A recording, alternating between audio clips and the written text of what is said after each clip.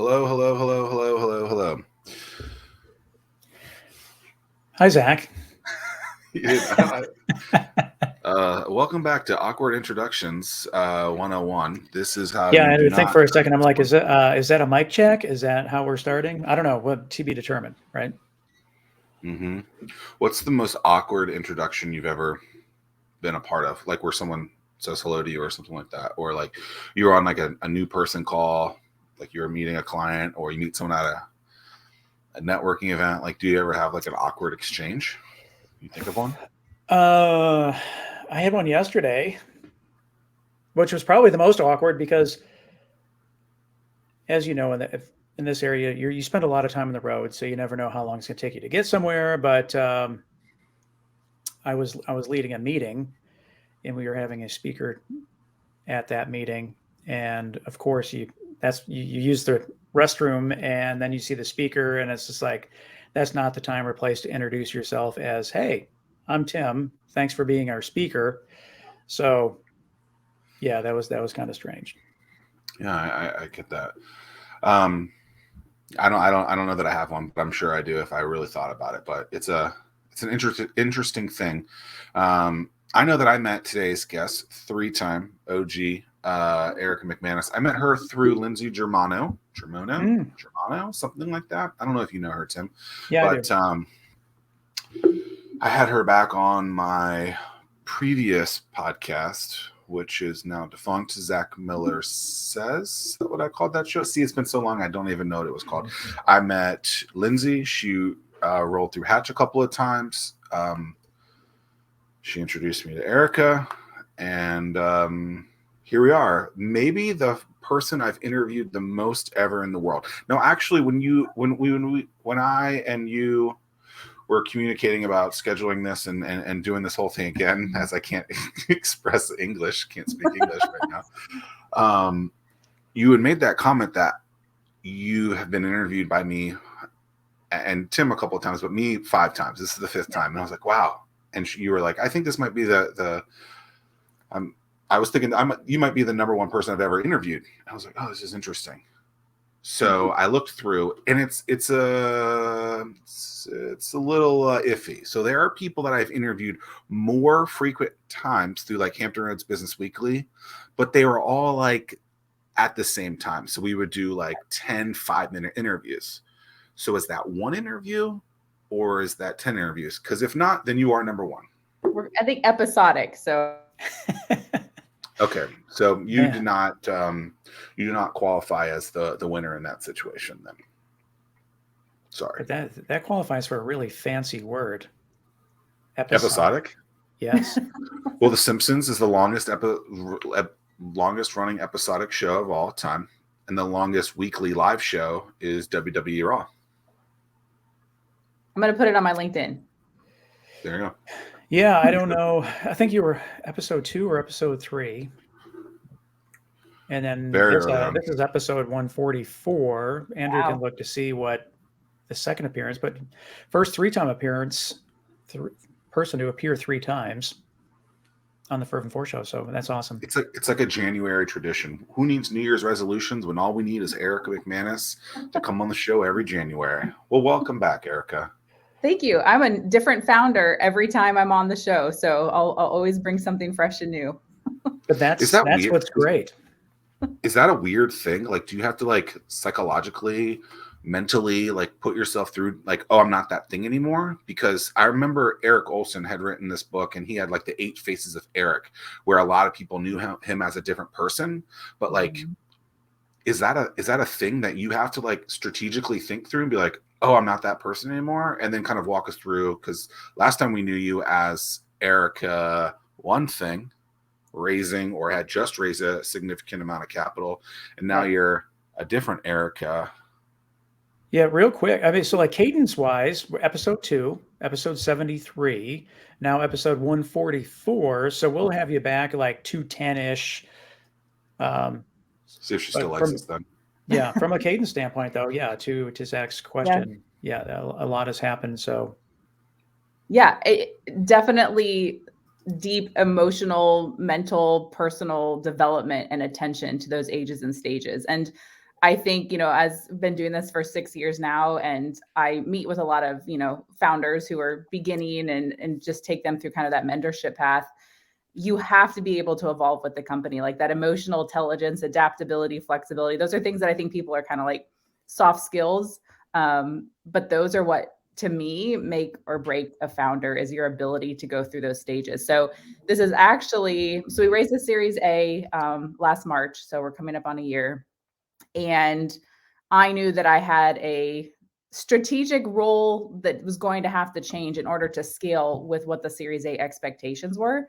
And at that time, I was the COO, right? So all the operations, kind of overseeing all the departments, everything happening. But I knew post Series A, the COO function was going to change dramatically. And so I first kind of had that self-check of like, okay, I'm a founder. If I don't figure out where I belong strategically in my own organization in a post Series A, like, that's when people start to move out as founders. And I knew my journey wasn't done yet. So being a people company, I knew what I had brought to the company throughout all the 6 years, no matter what my title was. And actually, I started out as the CEO, and my founder and I flipped our titles, which is another story. I knew we were going to need to have a people officer and a community officer and a culture officer. So presented it to the board, had a conversation around, hey, we know we're going to need to go out and hire a COO who has been in the industry space, somebody who has grown and scaled a company to a certain level. And I haven't done that. And so the emotional intelligence and lack of ego to be able to say that is game changing for your company when you can bring yourself to that point. But then here's what I'm going to do, and here's how I'm going to continue to serve the organization. And so I left the COO position last May and have been the Chief People and Community Officer since. How has that worked out for you? I mean, do you feel at home in that new position? I do, probably even more at home than I was in the COO role. So, two people with a business idea. What I brought in naturally as Erica to the company was process, the people skills, the culture, really being in tune to that. I love those types of things. I love paying attention to those types of things. And between those early founder days and the Series A, you're pushed into areas where, you don't naturally have maybe the industry skill set or the trained skill set. But my ability to learn quickly and take in information and say, hey, I don't understand this, help me understand this, served me well up until that point. But I was starting to, not enjoy some of the things that I was having to do, which is okay. Everybody's got things in their job, whether you're the founder or, not, that you don't enjoy. But I knew in order to be able to take on that amount of stress and commitment, I was going to need to go back naturally to what I brought to the table a little bit easier, just as my natural self. So I 100% have enjoyed my transition. Brought in a great COO. I think that has made the difference too, right? Somebody that you can transition, you can have good conversations with. So yeah, it's gone well. I just wanted to touch real quick. What is it like interviewing your replacement, or what goes through mentally to find the person that's replacing you? Yeah. So our situation was kind of unique. So our current COO, who I transitioned out of my position with, was actually a customer previously. So for about a year, and it was actually one of our largest customer accounts. So we were able to build a business relationship and already kind of have that knowledge of who this individual was, what he brought to the table. And then it was time for him just to make a career and a transition change from where he was. And it was around the same time that we were like, hey, we're closing the Series A. We know in order to execute and deliver on what we've said, we're going to need to bring in X, Y, and Z. And he just fit that bill. And it was, a long process. We had different interviews, different conversations, just to be sure that, it was going to be the right fit. But I mean, I was excited the whole time. I think if it's the right individual and it's the right time and you're in the right mental state about giving up something or giving up a role that you've had an identity at in the organization to date, it can be really positive. I've heard successful entrepreneurs in the past talk about how they were the right position at one point, and then as the company grew, they were like, yo, I'm not that thing anymore. So if I really want to see this thing get to where I want it to, I have to be in that position. So it sounds like you were there. From a pivot perspective or from an origin perspective, are you guys doing the same thing that you were doing before, just at a bigger scale? Like, how do you describe Instant Teams? Like, if it was a category on LinkedIn, what would be that category? Like, what is Instant Teams? Yeah, so the mission has not changed. I mean, we are still a remote team marketplace. We still build remote teams, but what we've learned to do, especially post-COVID, is segment that into the industry like where it belongs. So right now we say that we serve most through a direct hire model or a BPO model. So we are building teams that are fully outsourced, that we hire, we manage, we do all the HR, we do all the employee management and engagement. Or we also have a direct hire model where you can come into the technology that we've created, see people that meet the specs that our customers are looking for, and make kind of that direct hire transition. So same thing, we're putting people in remote work. We are mission centric to the military spouse and military connected community. We've gone from 7, in the first year employees, we have over 575 as of yesterday. And so there's all kinds of lessons learned and conversations around scaling that many employees in 6 years too. So is that a talent agency? Like what, like if you were to meet someone that doesn't understand that aspect, like what, because I feel like most people would think it's a talent agency. Oh, you're just going to put these people, your recruitment firm, you put them in, but it's not that, because you guys are actually still working with them from an agency perspective. So it's more of an agency. Yep. It's a little bit of that founder differentiating value, right? You can't quite replicate what's just out there in the market. And so part of that is a benefit. And then sometimes it's a struggle because you're like, we don't fit right here in this box. That's why we usually explain it as, BPO. People who've worked in the BPO space, know what that is from an industry perspective. And that's usually teams, 10 plus people who are performing work as a fully outsourced opportunity for that customer. So it's not temp work like a lot of our accounts. Like we've had customers for years. These are full-time or part-time W-2 positions. So there's a lot of things, our commitment was always bringing remote teams to customers, but also providing the flexibility, but standard of work to our employees. And so having all of that wrapped into one is what we just call it, a remote team marketplace. And within that marketplace are the different models. And is everyone still affiliated with the military in some sort of way? Or as you've grown, has that kind of... Yeah, so military spouses are not a protected work class. So we can't ever say as a for-profit private organization that we only hire military spouses, just from like federal compliance, EEO hiring standards. So we hire all, but we are mission centric and we have internal, percentages. Like we always want to have this much of the military community. And right now we're like right above 50% are still military spouses. And then the other 50% are possibly veterans, possibly dependents, or not affiliated with the military at all.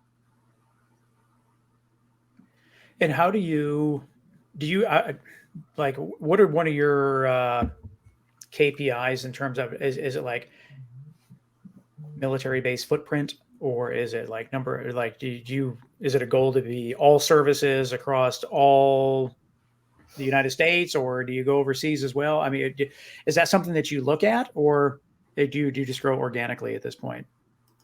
We've really grown what we call career seekers, right? So as the marketplace, we've got the customers and we have the career seekers. We've really grown that side of the marketplace pretty naturally and organically because we are a part of the community. So before we actually even launched our revenue model, we built the brand in the military space. We built partnerships with organizations that also had reach into the military spouse space. And that has served us well. We're actually getting ready to launch something pretty exciting in the next month that will continue to position us as kind of an umbrella and an opportunity for the military spouse community to connect, which will be very focused on things that the community is not getting right now, whether it's through, installation specific or government funding, that we can bring in kind of an exciting way to the private sector or from the private sector. So continuing to build our footprint and build as kind of the front runner of military spouse engagement and employment will naturally allow us to remain that part of our mission on the instant team side. When you roll out something new, what is your strategy to get that in front of as many people as possible so they see it from a marketing perspective? I dream sleep the strategy at this point. That's the stage we're in. Like I've done this 3 times in my founder life, and I haven't decided if it's an exciting blessing or if I need to seek some help. But I don't know if anybody else has ever done this. I would like to know. Like I literally still strategize and problem solve while I'm sleeping. And so when I wake up, it's like a steady stream of thought, like it never stops. I'm like, okay, yeah, I know I need to go write that down. That was great. Thanks, Erica. So that's the stage we're at with the product launch at this point. But I used to do that myself. I have pen and paper. Yeah. Good. I mean, you have to. Yeah. Thank you. I feel validated that it's not just me, and that It looks like Tim does Yes. too. I mean, Well, yeah, and I'm curious though of those, like I don't know if they're subconscious or sleep deprived. I don't know, sleep thoughts.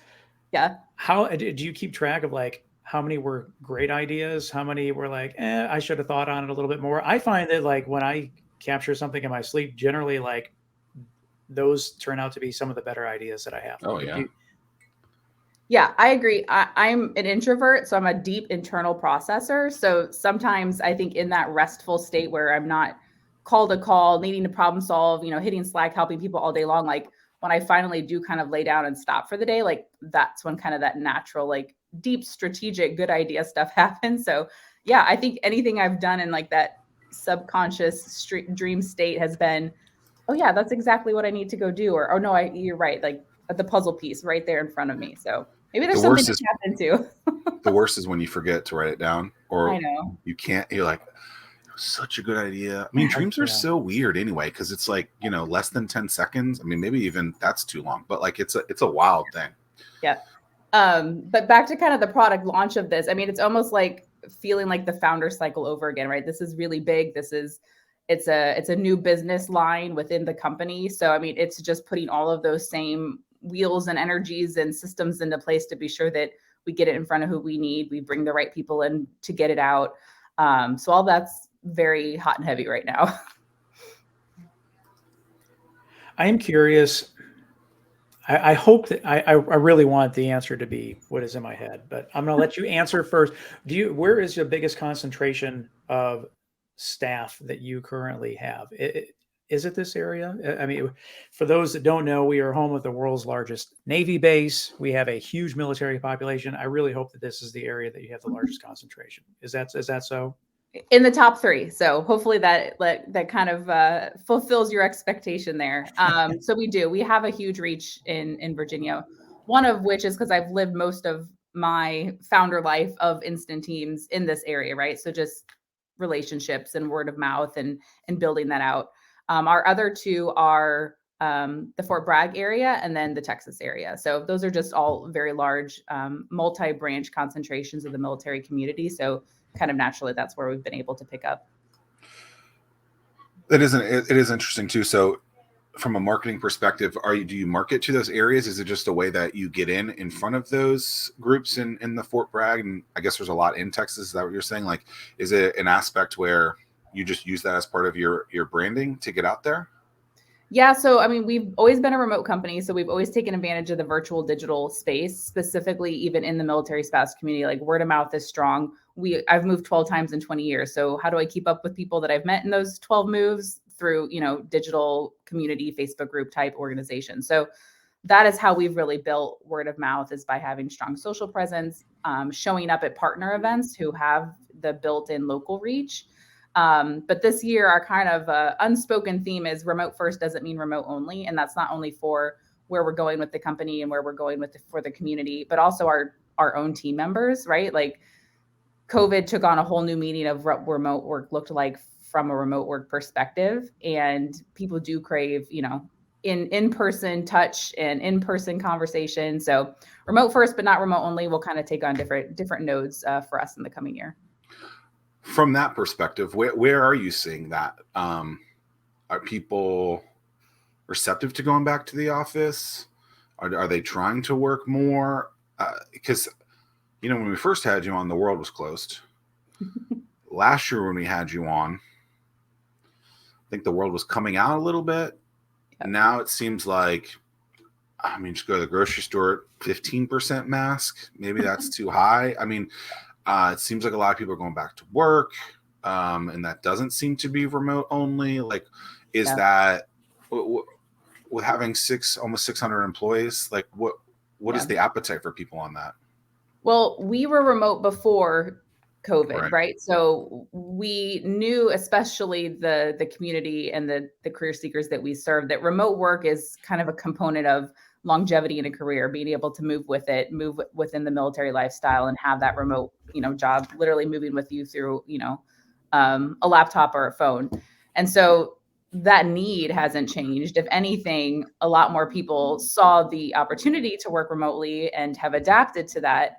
So from the career seeker side, I personally, through the company, have not seen a change. Like we still have hundreds and hundreds of applicants for every position. Like people are wanting to work remotely.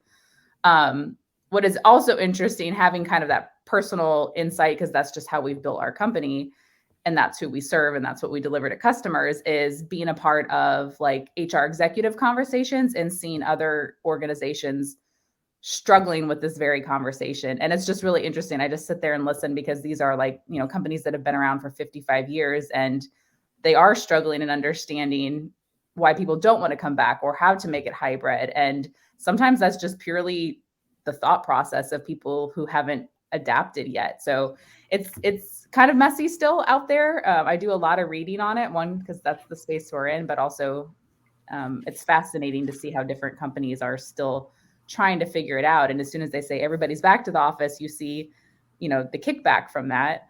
And I think it'll kind of continue to play out, but I don't think we're ever going to go back. I don't think any company will ever be able to say 100%, you know, everybody back in the office, probably within a specific company size, right? If you're local and you've got a smaller company, it's easier to bring those people in. If you're in the type of company, right. If you're global, like that's going to be a struggle, because all of the systems and processes are built in place to allow that connection to be happening.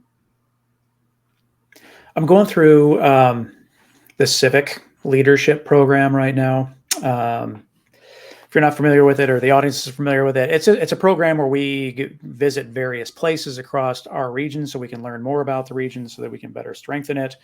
But last month, it was the military. We went to the Navy base, and it was military to learn more about the footprint that we had here. Mm-hmm. And one thing that they had talked about that I was really surprised was that when Congress or the bigger government goes through to look at what bases to close, do what's called BRAC. Mm-hmm.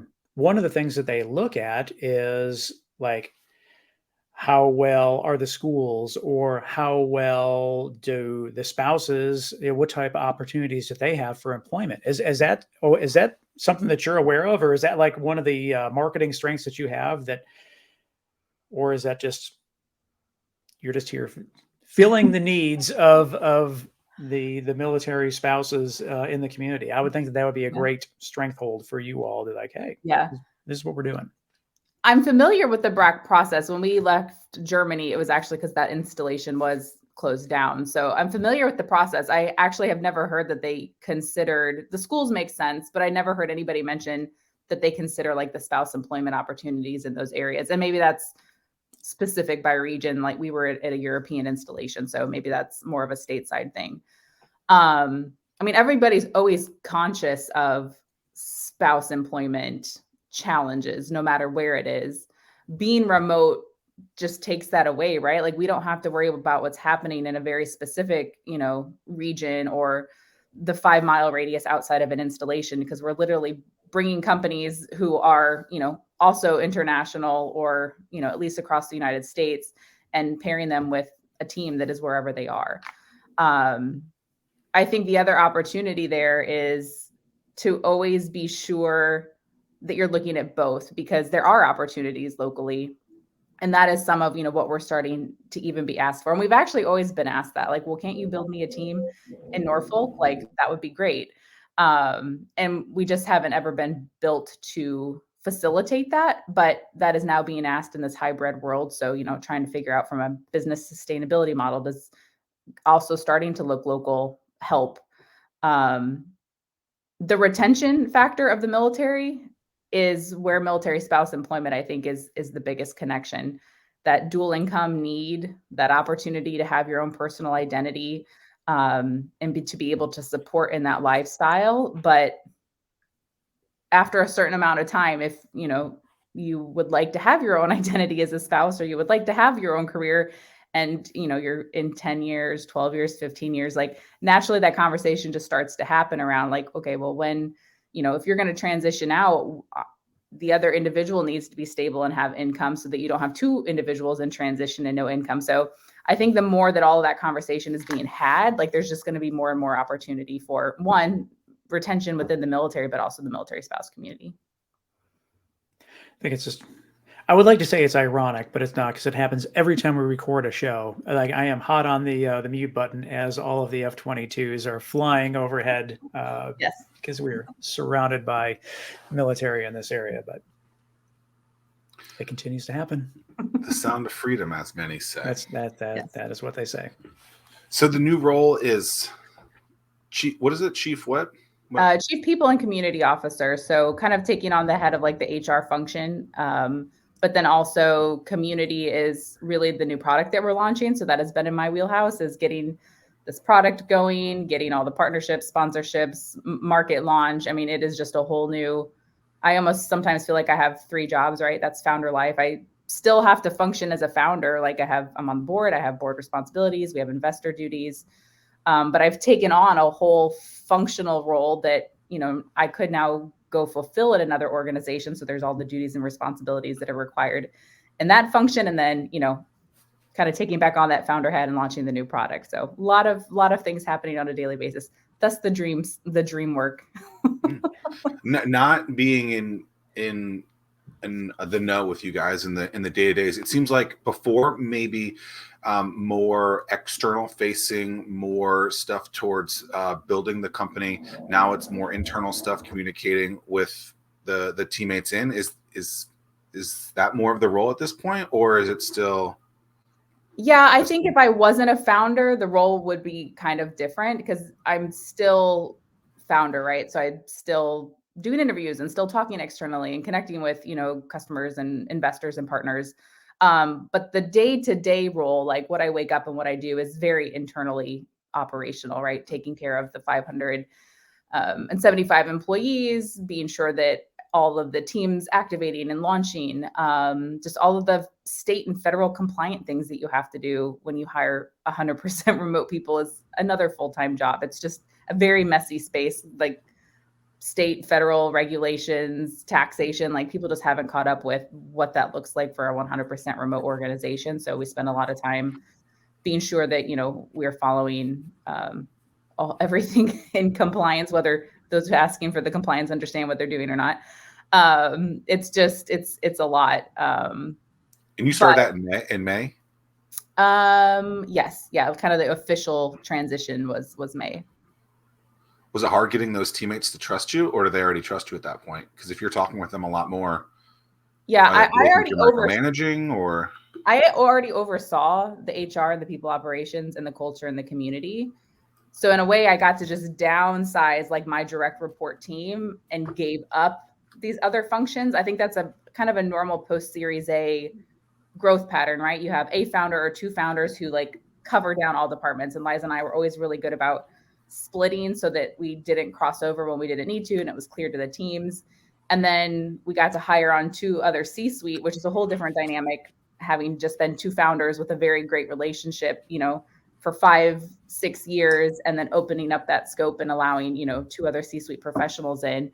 But we've made great hires. They have been incredible partners. They have helped us scale and grow like just how we could have hoped that they would. But we've been able to give up functions. But it's amazing when that happens, because there's never less work. If anything, it seems like more work is created, even if something's able to kind of, be shared and taken off your plate. Can you walk us through the whole Series A process? Because you were able to do something that very few companies in our area have been able to do. So yeah. When I look back at episode 73, when we had you on, like, yeah, we're going to go ahead, we're going to launch a Series A. It's going to be led by Tiger Global. We'd have been like, there's no, that was the furthest thing probably from anyone's mind, but you all did it. So like, how did all that happen? How were you introduced to Tiger? I'm dying to hear all of that. Yeah, this is really Liza's wheelhouse. So I will give her the shout out, as true founders should, that she as CEO has always led that side of the house, like her networking skills, her relationship skills. I mean, that is really how we have been able to do what we do. Her ability to articulate the vision. I mean, those pitch decks are things of beauty. I mean, that makes all the difference. And she's really good. And she learned how to refine over time. There's like how I've done a pitch, for Start Peninsula. When you're pitching to investors, it's a very, very different pitch. So she refined the art of pitching to who the outcome of who you're pitching to has to change. And that even changes through angel investors, Series C to a Series A, and really being invested in learning what those expectations are, so that when you go to tell that story and you go to tell the opportunity of the business, that you're putting the right information in front of them. So that kind of scale from angel investors to the Series C to the Series A has really just been network building. And I think that's one of those things people always think is cliche, like, oh, build your network. Okay, that's great. Like, why? This is why, because then you have connections, you have referrals, and people see that you execute. I think that's something that we've been told over and over again is we have goals, right? Every founder has a goal. Every founder has a dream. And then you can also say you have a strategy, but it's what happens in between the goal and the strategy that actually gets you there. And we do execute, and we are great executors, and we follow the plans that we say we're going to follow, even if they have to pivot in those middle stages.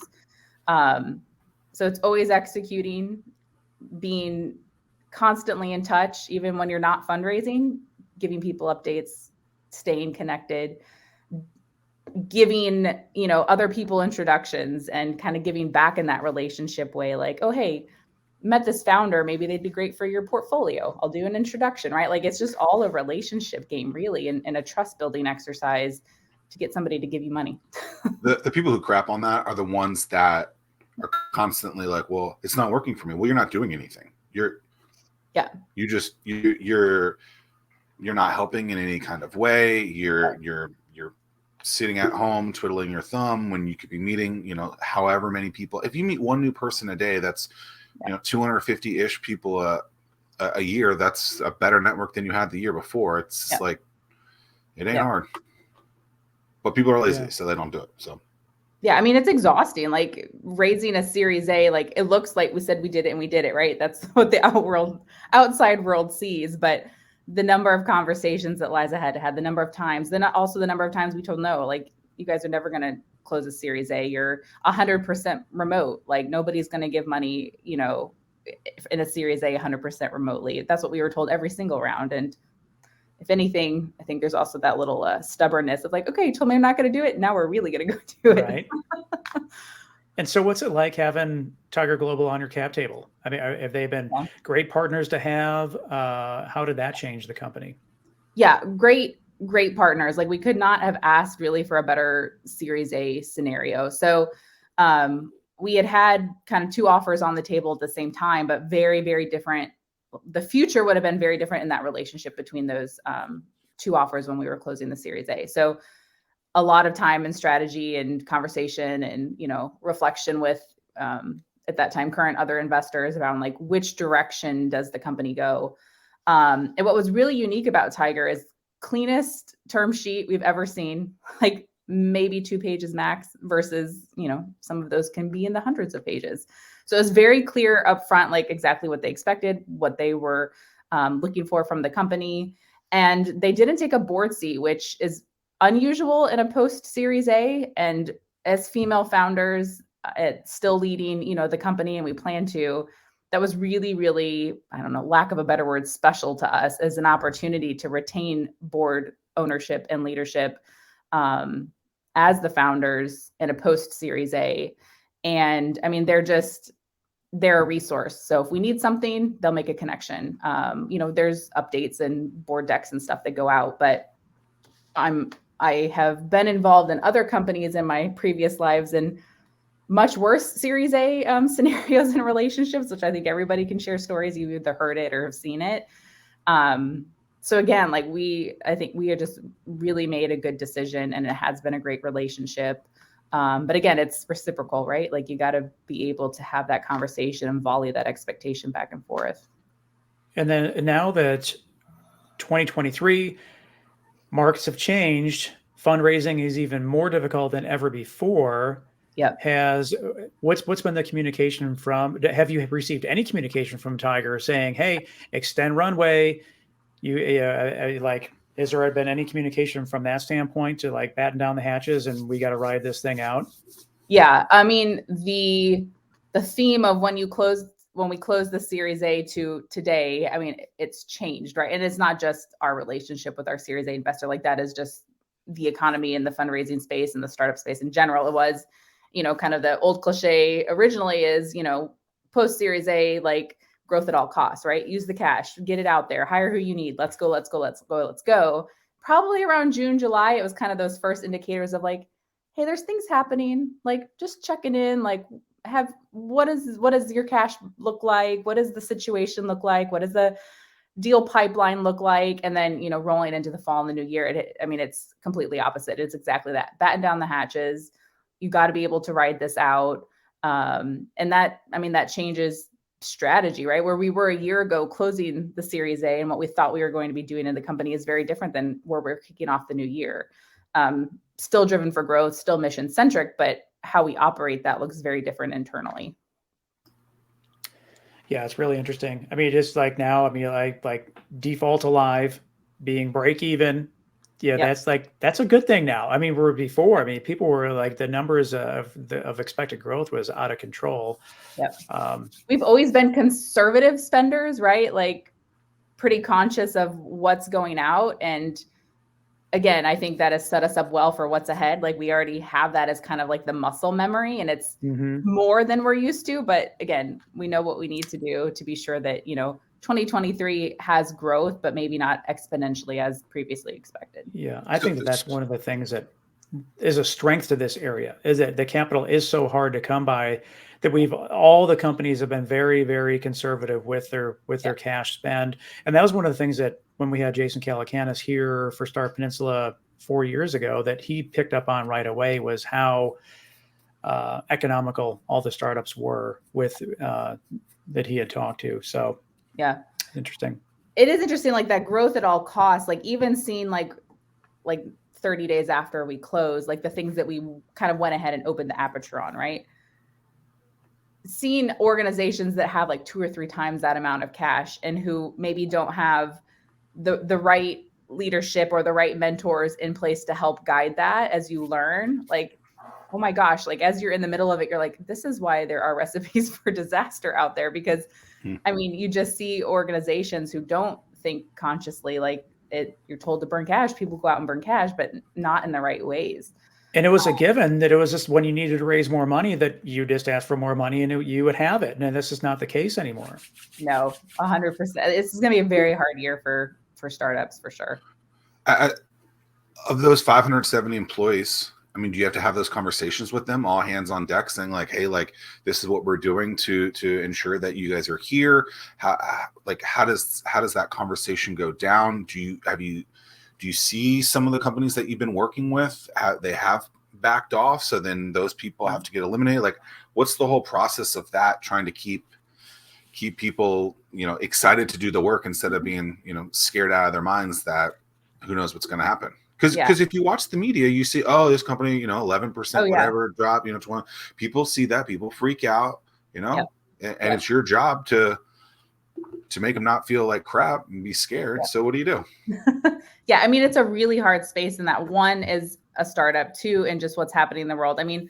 LinkedIn roll-ups every day are all these large organizations, right? Every single day, 11,000 people, 8,000 people, 9,000 people. So I think you have to be conscious that like no company is insular to that, right? No company going into 2023 is not going to be affected by that.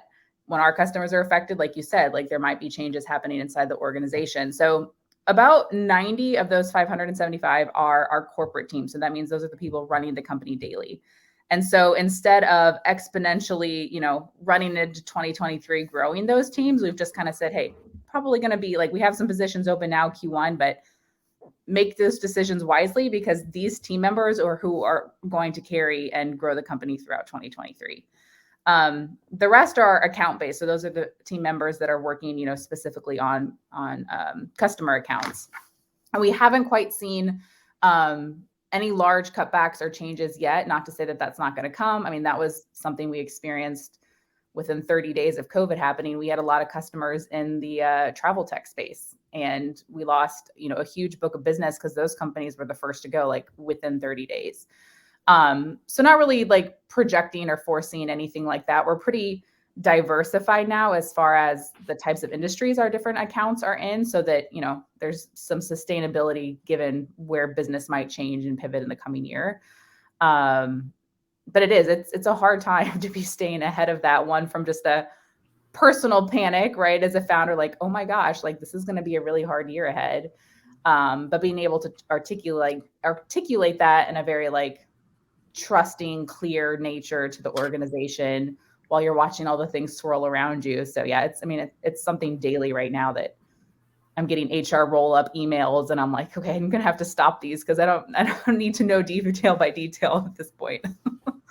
Yeah. And it sucks when you do get on the LinkedIn and it's just like so freaking negative. It's like, okay, guys, like, are you like, adding fuel to the fire, making things worse? I think yes. Are things really that bad? It's like, just because jobs are eliminated doesn't necessarily mean that like that wasn't a good move for the company too. Sometimes where you're trying to remove fat. I mean, all you have to do is go look at a construction site from a city and see how many people aren't working. If you just eliminate some of those positions, it's like, yeah, it sucks that person lost their job. And maybe that's an unfortunate thing for me to say, but it's like, you weren't really doing anything. 15 people don't need to be bulldozing that road. It's just like, come on, there's unnecessary. You saw it with Twitter, right? They dropped 90% of their talent and they seem to be doing just fine. Yeah. That really comes down sometimes to the internal way that, especially in a remote work environment, like the productivity and efficiency of what team members are doing. And I think sometimes remotely, that's even an easier review, because if you're 100% remote and somebody's not doing something, I mean, daily productivity is like a dependency chain, right? This person needs to accomplish this so that this team can move here. And when you do that remotely, if a piece doesn't happen, it's very easy to identify like a backlog or something that's not moving forward. And maybe that's just how we've kind of built our organizational culture, is like making decisions and moving things forward every day. But yeah, if somebody is not working, you can usually tell remotely versus in an office. I could sit at my desk all day. I'm there in body, but am I there in productivity and contribution? I don't know. So it's easier to tell that someone's not being productive remotely? Because that's my own personal statement. Because I have a note, like, because I think a lot of people, you were talking about earlier, where they're still stuck in their ways. They don't want to move remote. They're afraid of that aspect. You hear these people, they want to work from home. Are they working? Like, so how do you motivate a team to get that done? I mean, you said the daily productivity chain. I mean, is it as simple as just having something like that? Yeah, I don't think it's even, it's obviously motivation. Like, we all have responsibilities as leaders to keep people motivated, inspired, and moving forward.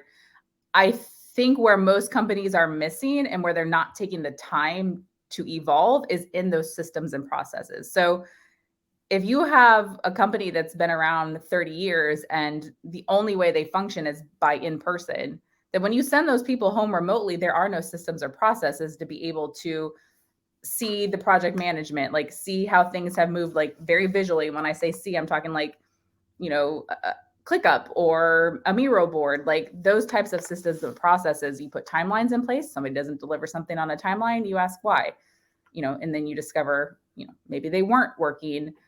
But having all those checks and balances and that process in place is how you see that. I personally think, and just from experience of working, in many places up until the past, 10 years before I was working remotely, I think people hide from productivity easier in a cubicle or office setting than they do remotely. And we've even developed exercises, kind of like time checks, or like, what did give me your past week? Like if people ask, about a new position change or a new salary change, you're like, all right, let's do a quick review. Let's see what you're doing. Let's see what your day looks like. And then you can kind of see, oh, hey, there's actually like 5 hours or, 5 to 10 hours of time that it doesn't look like, like what else would you like to use that time for? Or it just kind of puts that system in check. So those are all things we do and that we've built into the process and systems of the company. So I think that's where people are missing it. Like if you want to go hybrid or remote and you haven't taken the time to rethink how to show the productivity without big brothering it, right? Like I don't want a camera on me and my mouse being checked every 20 seconds for a movement. Like that's also not the solution. I think another thing that you have to your advantage as well, though, is that you and Liza have been creating that culture from day one. And so your culture has always been remote from the very beginning, whereas other companies, like you said, that have been around forever, to like reinvent the culture of a company has got to be very, very difficult. So I would assume, correct me if I'm wrong, that part of the onboarding process with the other 573 people that you have is part of that culture. Yeah. How we use Zoom, versus how we use Slack, how we communicate, the tools and the systems that are a part of your daily job to be productive and move the company forward every single day. I kind of take that for granted that we've always been remote. And that even as founders, Liza and I have never, ever lived in the same place. Like we've never had an in-office dynamic as founders. So you're right. Like everything that we have built from the ground up has been remote efficient and remote communication. And, it's just naturally who we are as a company. Are you a fan of the Super Bowl? I like the halftime shows. Okay. You're familiar with the commercials at the Super Bowl? Yes. Okay, so if you had, $10 million, which is what they roughly are costing in 2023 in 30 seconds, what's the instant teams commercial? Ooh, that's fun. If I had $10 million for a commercial, oh my gosh, this would be amazing. So I think it would be a combination of focusing on the people that we serve, right? As the narrative of any business model should always be the people. So kind of, are we going really deep? Like, am I going to give you the play-by-play here? Because I might get carried away. Look, I've only asked this question twice now. Zoom out and there's like somebody sitting like I'm ready for this. No, I think it would be a montage of like the people functioning in their daily lives, right? The things, whether they're a military spouse or somebody who just wanted remote work or somebody that needed it for another family dynamic, the stories of the people, and then showing the type of work and how we've connected that out to organizations.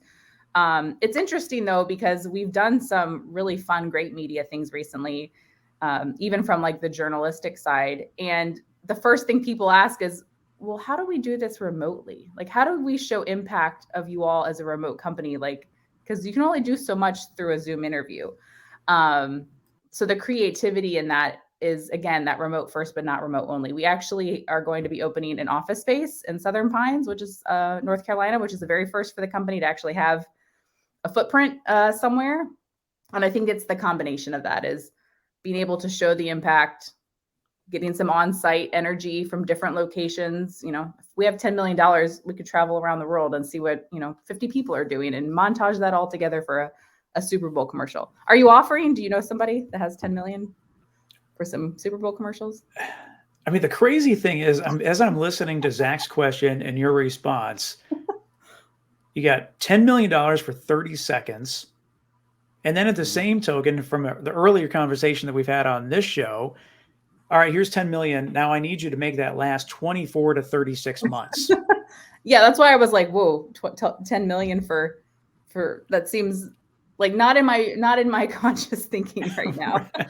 The reason I ask is a lot of people, if they were given that, I don't even know that they dream enough like that, where like they could have their own Super Bowl commercial, right? And so, is that a waste of money?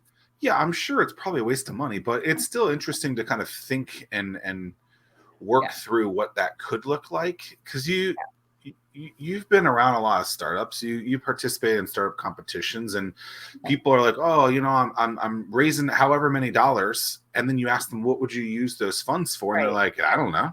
Right. And so it's like, okay, well, at least let's give them a scenario where they could spend it and see if they could even come up with something good. It's interesting. You said Pine. What'd you say? Southern Pines, North Carolina? Pines, North Carolina. Yeah.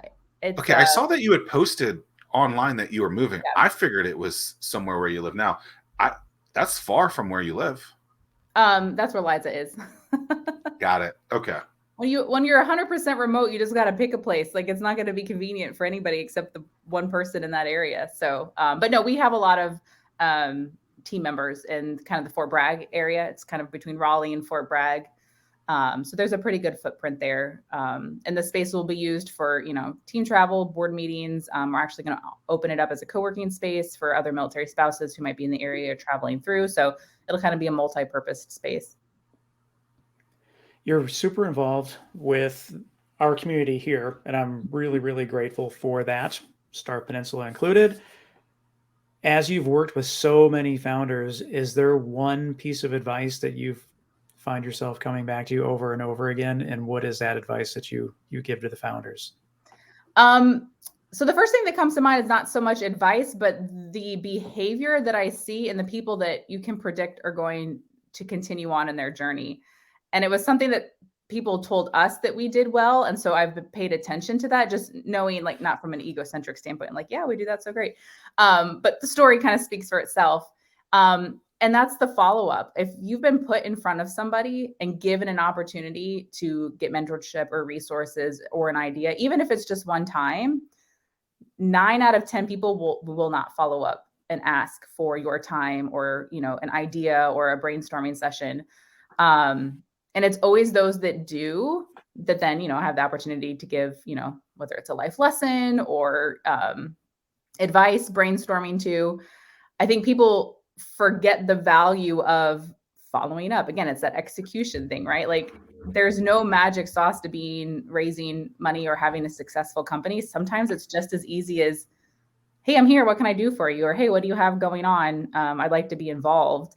And we've said yes to a lot of things, which as an introvert sometimes is too much for me, but I know for the company, it's important.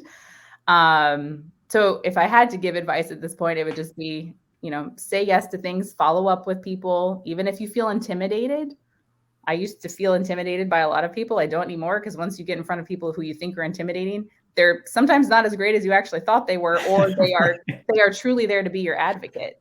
Yeah. And you don't really learn that until you start to put yourself in those situations. So it's really funny you mentioned that, because it's so simple, the follow-up aspect. Yeah. Like, I'll get an email and someone will be like, hey, I'm really busy right now. Follow up in 2 weeks. I mean, it's so easy to now.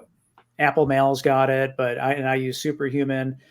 I snooze the email to set a reminder to reappear in my inbox in 2 weeks and follow up. It's so easy. It takes 2 seconds to do that. And when you do it, it totally changes the conversation. Yeah. But do you know how many people meet someone at a networking event or meet someone for the first time, get their business card? Only 20% of those people actually follow up with them in general. Yeah. So that's just 1 out of 5, so that's obnoxious. So why even go to a networking event if it's going to be like that? It also is an opportunity, right? So you're like, oh crap, if no one's going to do this, like, because if you're the person in the room doing it, then that is really your game to be, right? That the 100% is there for you. And Zach, you're really good about saying the time when you call upon someone because you need something, it's already too late. I mean, that relationship should have been established weeks or months ago. Mm-hmm. Right. Meet one new person a day. Again, that's 250 people a year. There you have a better network. Like, just have a 2-minute conversation with them. Like, ask them what they're watching on Netflix. Like, people think that's the most ridiculous question, but you'll learn something about them. Yeah. What am I watching on Netflix? You want to know? Yeah, tell us. It's actually not on Netflix, I don't think. But like a year ago, I started watching Yellowstone, and I couldn't get into it. And then I gave it another try like a couple weeks ago, and I watched a little bit more clearly. And I was like, okay. So actually, as of last night, I am fully, I've watched season 5, episode 8. So I'm completely caught up. Nice. And there was a couple times that I want to turn off that show for some of the things that they did. I was like, that was unnecessary. So take it to the train station. The show, yeah. See, I don't mind the train station. I mind some of the things with animals. It's a little wild. What do you watch on Netflix? Either of you? So 2, I think it's on Netflix. Do the other channels, like the other platforms, count? Are we only talking? Yeah. Is there a sponsor? Are we only talking Netflix right now? I'm sure Netflix will get all these shows at some point, so it doesn't matter. Yeah. Okay. Yeah. Well, I'll stay on track then. Emily in Paris, which you can laugh at if you haven't watched it. The marketing genius and inspiration from that show is so much fun, like, as a founder. I don't know if you've seen it or heard of it, but she's like an American marketing exec that ends up in Paris and just kind of fumbles her way through the culture. But she is like so sharp with like how she sees challenges and can put them into like these campaigns that just kind of like blow your mind. And it's like fashion industry, but I love the energy of like the creativity of that show. So that's been a fun one. But then we've also been watching Limitless, which is See, I couldn't get into that. The Chris Hemsworth movie, Yeah. I think on Disney. Yeah, it Yeah. was too slow for me. But because I like that concept, right? Like, how far can you push a body? How far can you push your mind? Like, what have we not tapped into as humans? It's kind of a slower kind of documentary, but those concepts I like to understand, and it's been pretty interesting. So I thought the trailer was great on that Limitless. I was like, oh, this is gonna be great. You know, this guy's like, is that Thor? Is that who that guy that's is? Thor. Yeah. What about you, Tim? We are watching Ray Donovan. Ooh, that's a good one. We're in season 6 right now, so watching that. I've heard a lot of things about White Lotus. I watched that. Put it on your list. It's entertaining. It's good. Yeah. So I think that would be next. At least that's what I'm campaigning for. However, I would watch. I think it's called 9 Strangers over White Lotus. I'll have to go. What are you most? What show are you most in anticipation of for 2023?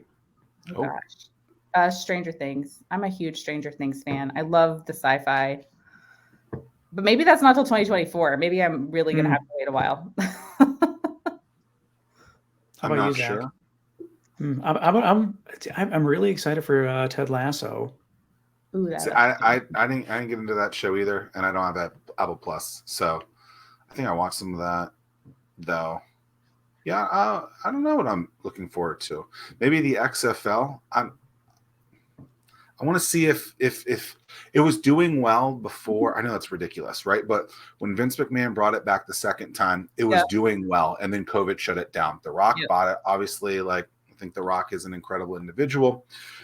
He bought it for, I don't know, pennies on the dollar, $15 million, something like that, and is launching next month right after the Super Bowl. It'll be interesting to see if the crowds, they're in kind of like soccer stadiums. Yep. If the Rock's brand can build that.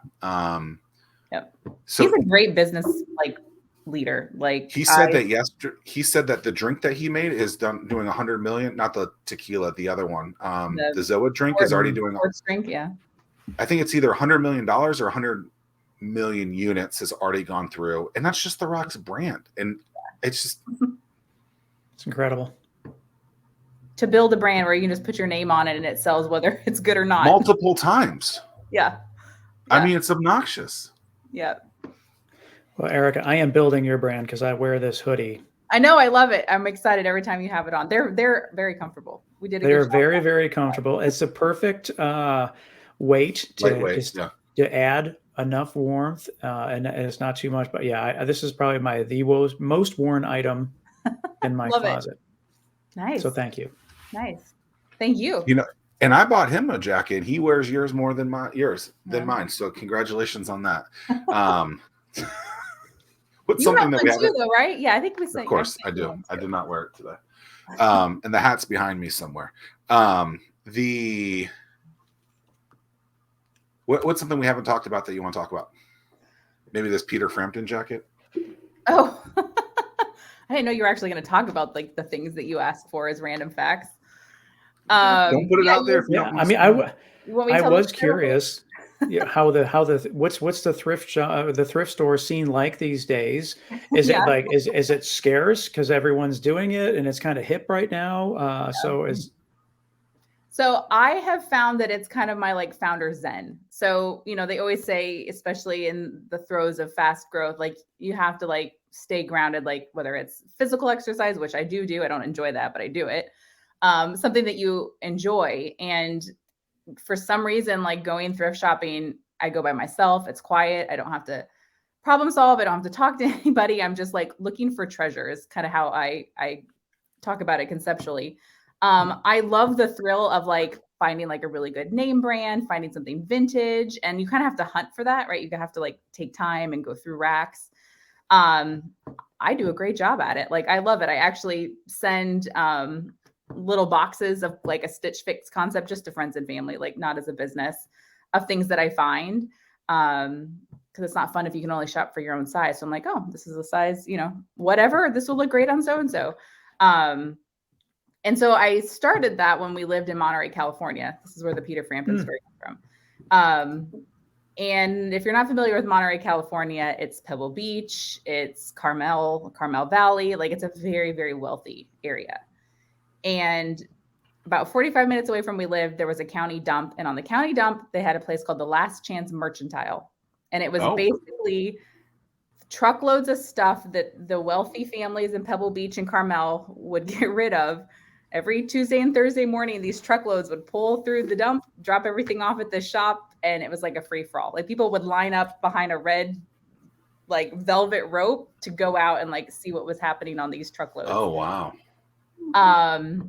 But the Big Sur Marathon, which you both might be familiar with, also happens out there. And specifically that race, because of the elevation in the area, people just shed layers. Yep. So every year, all of that stuff is picked up. I mean, these are things that people bought just for the race and like name brand stuff. All that stuff is picked up. They sell that at the Last Chance Mercantile. So like if you wanted name brand workout clothes, you would just wait till after the Big Sur Marathon and you'd go out there and buy whatever you wanted. So I was out there one day for that reason. And I found like a shiny, like those shiny jackets from like the 80s, 90s. Oh, yes. That's like a sateen jacket. And it had a NASA symbol on it. I was like, well, that's cool. So then I pick it up, and under the NASA symbol, it literally says Peter Frampton. And I was like, so I like called my dad. I was like, Peter Frampton was like the guy that you like had the, you know, the really good songs that you listened to, like, you know, when I was born and through the 70s. He's like, yeah. And I was like, interesting. I was like, I found this jacket and it has like a NASA symbol on it. So he actually, while we're on the phone, Googles it, and he was like, get that jacket. And I was like, why? He goes, he just did a space simulcast concert for one of the space shuttles or, you know, space stations and wore that jacket. And I was like, what the heck? Why is that jacket here? So I got it for like 75 cents and took it home. I'm like, surely this isn't like actually a rock star's jacket.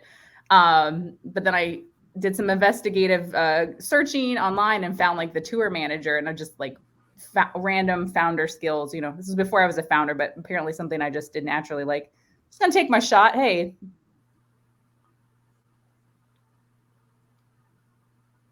I'm at the edge of my seat.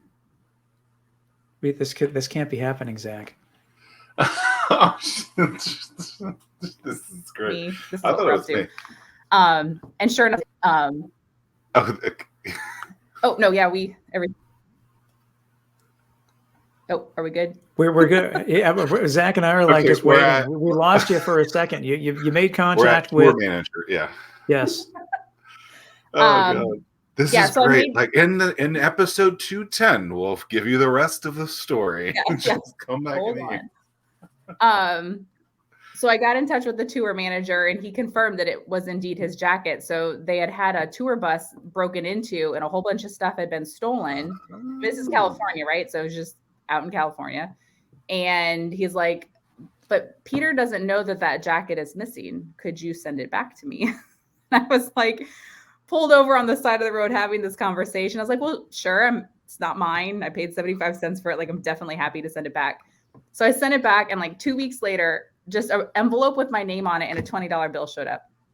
Like, he just sent me a $20 bill. No, thank you. Like, not that I was expecting it. It was just like $20 in an envelope. How about from that? this guy. Better than a 20x return. Yeah. But then he emailed like the next day and said, hey, 2 concert tickets on us, no matter where you want to go in the world. If you're ever near a Peter Frampton concert, let me know. And so like 3 years later, I followed up on it and took my dad to a Peter Frampton concert, all because I found the jacket. How crazy is that? Yeah. On a side note, that's an awesome story. Something else, the $20 in tickets. Come on, Peter. But I'm thinking though, and maybe the show already exists. I totally see a show where you are someone is a fashion consultant strictly going to thrift stores to do like a makeover of some kind. Yeah. That's a reality show in the making if it's not already done. Okay, so there's something like this. So the WWE has a thing on A&E, and it's old wrestling items that have gone lost. That's cool. And they try to find them with places. And one of them the past season was like Ric Flair's jacket.